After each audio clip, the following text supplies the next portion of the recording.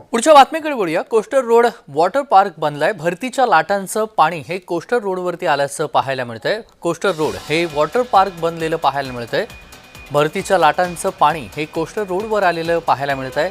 मुसळधार पाऊस आणि त्या पावसामुळे भरतीच्या लाटांचं पाणी हे कोस्टल रोडवरती आलेलं आहे। त्यामुळे कोस्टल रोड सध्या वॉटर पार्क बनल्याची दृश्य सध्या पाहायला मिळतात। पाणी कोस्टल रोडवरती आलेलं आहे। भरतीच्या लाटांचं हे पाणी कोस्टल रोडवर आलेलं पाहायला मिळतंय। समुद्राच्या उधाणाचं पाणी हे कोस्टल रोडवरती आल्याचं पाहायला मिळतंय। हे दृश्य आपण पाहतोय। मुसळधार पाऊस आणि दुसरीकडे समुद्राच्या उधाणाचं पाणी हे कोस्टल रोडवरती आल्याचं पाहायला मिळतंय, ज्याच्यामधून वाहतूक सुरू आहे। मात्र वाहन चालकांना नाहक त्रास सहन करावा लागतोय।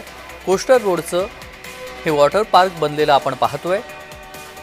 भरतीच्या पाण्यानं वॉटर पार्क असल्यासारखं स्वरूप हे कोस्टल रोडला आलेलं आपण पाहतोय। भरतीच्या लाटांचं पाणी कोस्टल रोडवर आलंय।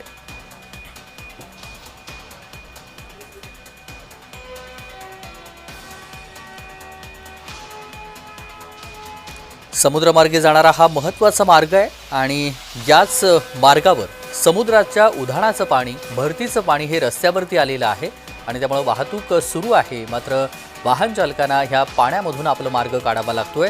ही दृश्य आपण मुंबईतल्या कोस्टल रोडची पाहतोय।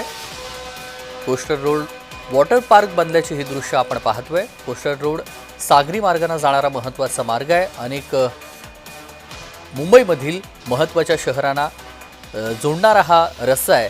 मात्र कोस्टल रोडवरती आता पाणी आल्यानं वाहतूक ही मंदावल्याचं पाहायला मिळतंय।